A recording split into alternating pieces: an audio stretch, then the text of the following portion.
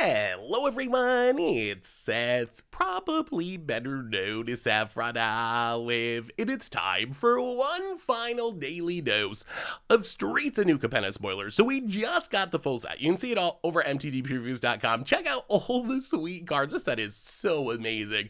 So we got the full set just today. We don't have a ton of cards to talk about today, although we got one more Mythic, and it is a good one. So I figured should probably do a video, kind of wrap up main set spoilers, and let you know what's coming up over the next couple of weeks. So before we talk about that, two quick reminders. Number one, as I just mentioned, if you want to see the full set spoiler, you can check it out over at MTGpreviews.com. Number two, if you want to order some Streets of New Capenna cards, you can pre-order them from our amazing sponsor Card Kingdom over at cardkingdom.com/MTGGoldfish, and even get a free goldfish sticker. Just let them know you want one in your order notes and they'll hook you up. So anyway, here's the plan going forward. Today, final main set daily spoilers, but next week, Monday and Tuesday, we get Commander Precon spoilers, so keep an eye out for those over on the MTG Goldfish Commander channel.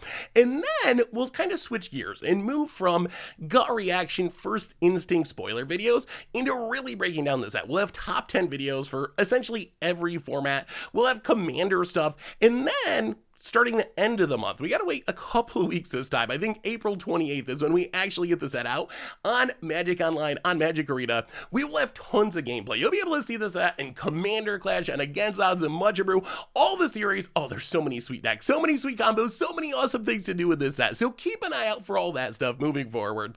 Anyway, enough of my rambling. Let's talk one more time about the awesomeness of Streets of New Capenna. So first up today, we got the last Mythic of the main set, and oh my goodness, was it worth waiting for. Titan of Industry. This card is absolutely bonkers. 7 mana, green Mythic Elemental.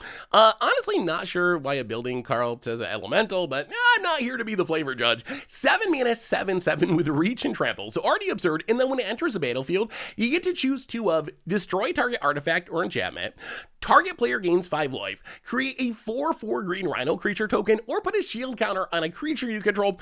Just so it's clear, you can't choose the same mode twice. I know some cards allow you to do that, but they specifically say you can choose the same mode twice. Titan of Industry does not do that, so you gotta choose 2 different modes, but that is fine. This card is ridiculous. A 7 mana, 7/7 Reach Trample, that's a good starting point for this card. And then you get double ETB triggers, and the ETB triggers are really good. You get a Naturalize effect, blowing up an artifact or enchantment, which is pretty relevant in our current standard, which has vehicles, it has wedding announcements, it's got Edgars, it's got a lot of stuff floating around in the artifact and enchantment range that you want to blow up. Or you can just make a big Rhino. You can make a Rox Brood, a 4/4 Rhino, which if you add that to Titan of Industry stats, that means just that mode is going to give you 11 power and toughness for 7 mana across 2 bodies, and most of it's going to have Reach and Trample. You can also just have someone gain 5 life, probably yourself, but a nice little stabilization effect if you're up against an aggro deck. And then you got Boon of Safety, a shield counter being put on the creature, which is a way that you can protect one of your creatures, or just like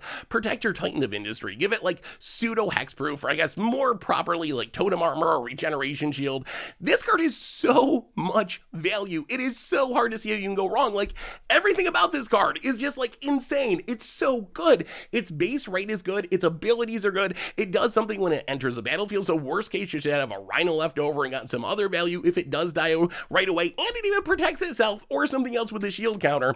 So this card, I just love it. If you think about what this does in standard, having Reach and Trample is actually huge. Reach allows you to deal with the big dragons floating around, deal with Elite Spellbinder, having this massive blocker that's just going to shut down the air. And then Trample means if you're up against one of the many white weenie decks, this is still going to be able to get in for damage most likely, just trampling over your opponent's small blockers to close out the game. So that's great by itself. A lot of times this spoiler season, when we've seen expensive cards, we've talked about them and been like, okay, it's a sweet card, it's a pretty good card, but is it as good as Toxrill or Coma or Hullbreaker Horror?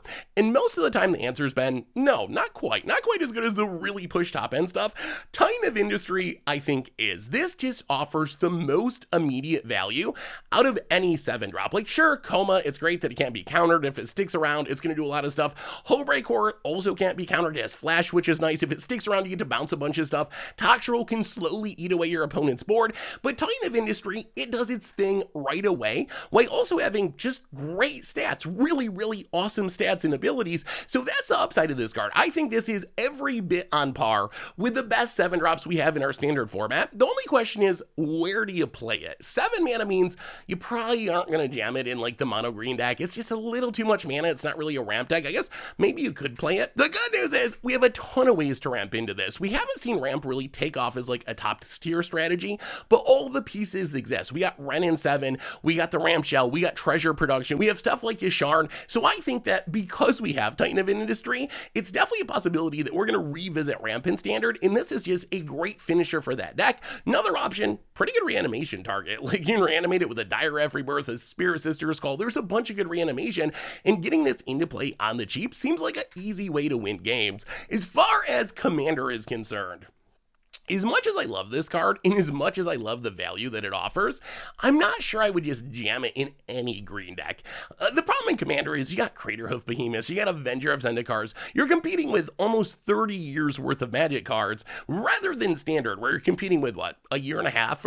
So in Commander, I don't think this is just like a generic green staple, but it is certainly a card that I really want to play in certain archetypes. Number one is like Panharmonicon style shells, Blink style shells, where you're going to be able to keep reusing its ETB trigger. Like, if you got a Yarok on the battlefield and you cast this, you're going to get to double trigger its ETB, which already gets to choose 2. You're going to do so much. You're going to make 2 rhinos. You're going to blow up multiple artifacts and enchantments. You're going to gain a ton of life. You're going to protect a ton of things. So that's home number 1. Anything with Panharmonicon, anything with Blink synergies, this is going to be an all-star. The other way to take advantage of this is in elementals. There's some decks that really just care about the elemental creature type. Horden Oceans, Omnas, a bunch of different elemental decks. And in an elemental deck, and those decks are usually pretty good at ramping, so you can get up to 7 mana pretty easily. This is also just one of the best elementals, so you're going to play it there for sure. And I guess if you want to, it's not going to be bad just in any random green ramp deck. It just offers so much value. But those are the most exciting homes. So Titan of Industry, this card is so good. At 7 mana, it does mean you gotta build around it. You can't just jam it in any standard deck, but in the decks that can cast this, this is one of the most powerful creatures in standard, and one of the better 7 drops we've seen in quite a while. We also got another rare, an Undercover Operative. So Undercover Operative, 4 mana 0/0, Shapeshifter Rogue. You may have it enter the battlefield as a copy of any creature on the battlefield, except it gets a shield counter if you copy one of your own creatures. So Undercover Operative is basically a clone with the upside that if you copy your own thing, you get a boon of safety shield counter, which is nice, being able to protect your creature a little bit. Right now, we got a bunch of clones in standard. I don't know if this is better than like Mirror Hall Mimic has a lot of upside. Glasspool Mimic, Moriat also in the conversation. Glasspool being a land is really huge, although the latter 2 are going to rotate when we get our next set, so maybe after rotation. On the other hand, in general, clones, unless you have a specific combo or synergy, they usually aren't just played. It is nice that you can hit your opponent's creatures with this one, although you can also do that with Mirror Hall Mimic, and we haven't really seen Mirror Hall Mimic develop into a competitive card, so I think this is mostly just a fun card for standard. And then in Commander, it's definitely good in any sort of cloning or copying deck. Riku, Shakashima, Volo, Garuda, we're trying to mill things that can copy Garuda and keep the chain going, so I think it has uses there. But we have a lot of options for clones these days in Commander, but the shield counter is a nice upside, and this is certainly one that is in the mix. So Undercover Operative, not a ton to say about it. We've seen a million cards like this before, so there's not really any reason to keep rambling on about it, but it is a pretty sweet take on a clone. The protection is nice, and it's really huge that it can hit your opponent's stuff, which a lot of modern clones just seem to be missing that option. So Undercover Operative, if you want a clone, it's a pretty good one. Finally, we got our last rare, Giada, Font of Hope. And this card, I think, along with being a really sweet card, serves a flavor purpose of some kind. If you read the flavor text, apparently this is the source of the Halo. I don't want to get into what that may or may not mean. I don't know the lore well enough, but it is interesting. So Giada is a magic card. Is actually pretty good. 2 mana 2/2 legendary angel with flying and vigilance. It says each other angel you control enters the battlefield with an additional +1/+1 counter on it for each angel you already controlled. The wording's a little weird. I believe it means that, let's say you have this and you cast an angel, you're not going to get 2 counters. You only get 1, because it's not going to count the creature that is currently coming into play and being cast. I think that that's what that means. And then it's also angel ramp. Tap to add a white mana, spend it only to cast angel spells. So this card is actually surprisingly powerful across formats. Also, apparently the source of Luxor, one of the sweetest cards in the set, so all kinds of sweet shenanigans flavor-wise as far as Giada in Streets and New Capenna. As far as scene play though, this is essentially a Leone and Sky Hunter, which might not sound like much, but 2-mana 2/2 flying with the upside of Vigilance, actually relatively good stats. And then if you're playing an Angel deck, this card is supercharged. And I think we got the pieces to do this just in Standard. We got like Youthful Valkyrie, Righteous Valkyrie, Angel of Destiny, if you want a black, Lisa, Furtious Retribution. So the pieces exist, and this does everything you want in an Angel deck. This is making your Angels absolutely massive. If you get down 2 or 3 Angels, every Angel that you play is going to be coming into play with what, 2 or 3 extra counters. So all of a sudden your Angels are super duper massive, and since Angels are expensive, this is your mana dork. This is ramping you into your big stuff eternally, so it does exactly what you want for a standard Angel deck. We'll have to see. Angels by themselves, we've seen some like Angel Cleric hybrid decks, but Angels by themselves haven't really taken off as a competitive deck in Standard, but maybe this is that push it needs. This is an absurd 2-drop in itself, one of Angel's biggest problems, which, well, apart from Youthful Valkyrie, they're just really expensive, so having this really powerful cheap card is a huge boon for the tribe. I also think this has historic potential. While not top tier anymore, there was a time when the best deck in the format was a Bant Collected Company Angel deck, using Righteous Valkyries and Speaker of the Heavens and Collected Companies, and just flooding the board with Angels. Giada seems perfect there. It's ramping into your Angels, it's growing your Angels, it's doing exactly what you want on a already good body, and then this might just be the new best Angel commander. If you look at mono white Angel commanders, there's a few options. The best one right now is probably Lyra, the Angel Lord. I think that Giada might just be better than Lyra if you want to build Angel Tribal. Of course, if you're building Commander, it's a flavor thing. It's what you like playing with the most. So you can't go wrong with any option. Play the one that's your favorite. But I think that just power level wise, this is probably better than Lyra. If I had a Lyra deck, I would probably move Lyra to the 99 and play Giada as my commander, because the Lord / ramp effect is just really, really powerful. And then of course, if you're playing a multicolor Angel deck, this is showing up in the 99 almost for sure, gonna be one of the best cards in your deck. So Giada, the card's great. I'm kind of surprised. A lot of times you get the last rare of the set, the one that's dumped on full spoiler day, and you're kind of like, oh, well, I can see why they didn't bother to spoil that. Like, it's just not a very good card. Some random limited only bulk rare, but Giada is not that. This is a card that has standard potential, historic potential, maybe even older formats than that, and certainly going to be one of the most powerful mono white Angel commanders in the entire format. So super sweet card and lots of flavor implications. As far as lower rarity cards, there's way too much to talk about. Check out the whole set over at MTGpreviews.com, but I did want to mention 2 cards in specific. One is our last uncommon legend, Lagrella the Magpie. So 3-mana Bant Legendary Human Soldier, you get a 2/3, and it has perhaps the most convoluted wording I've seen in a long time. When it enters the battlefield, exile any number of other target creatures controlled by different players until Lagrella leaves the battlefield, and then when an exiled card enters the battlefield under your control this way, put 2 +1/+1 counters on it. So Lagrella, what this is trying to say in that really weird wording is, let's say you played in Standard, you can exile up to one of your opponent's creatures and one of your own creatures. If you're playing Commander, you can exile up to one of each opponent's creatures and one of your own creatures. And then when Lagrella dies, your opponent's going to get their creatures back. You will also get your creature back, but yours will come into play with 2 +1/+1 counters on it. So Lagrella, it's like a weird twist on a Brutal Cathar, essentially. The upside, you can kind of use it on your own creatures to maybe get some synergy there, but really it's a 3-color Brutal Cathar, and I don't think it's really got much chance in Standard. Like, even if you're in a band deck and you want this effect, I think you'd rather just play Brutal Cathar or Skyclave, although Skyclave does rotate next set, so maybe after rotation there'll be some potential there.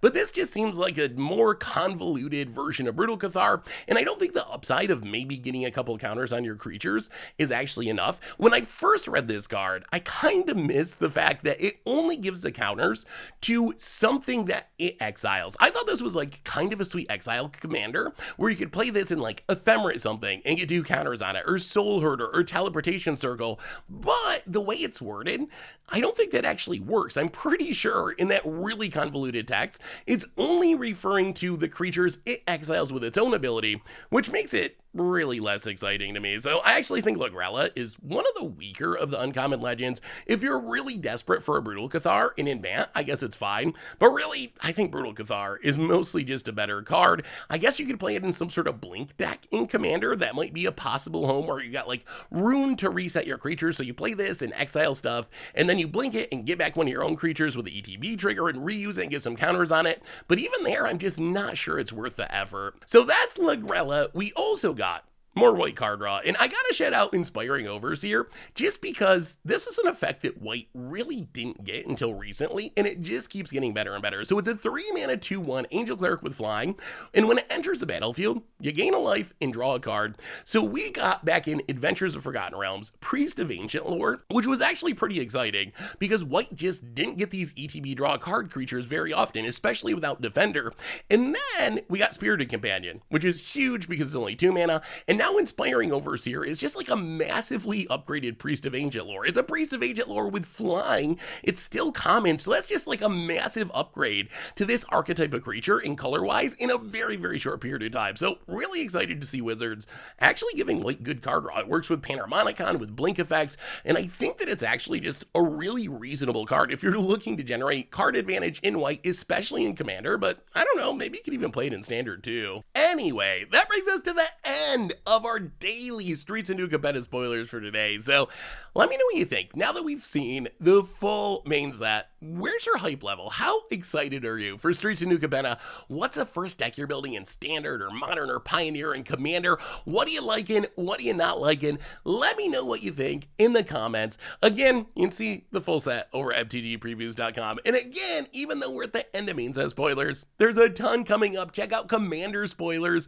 early next week. And then, of course, top 10 list, gameplay, all that fun stuff. So thanks for hanging out this spoiler season, everyone. You're amazing and awesome. I love y'all. Enjoy the set, enjoy your weekend, and I'll be back Monday with some Commander precon spoilers. So until then, have a great one, everyone, and I will talk to you soon. Thanks for watching the video. If you enjoyed it, help us out by clicking that like button down below. And to keep up on all the latest and greatest, click that subscribe button. And don't forget to hit that bell icon to get alerts whenever we have new videos. And if you want to, check out some of our other sweet videos here and here.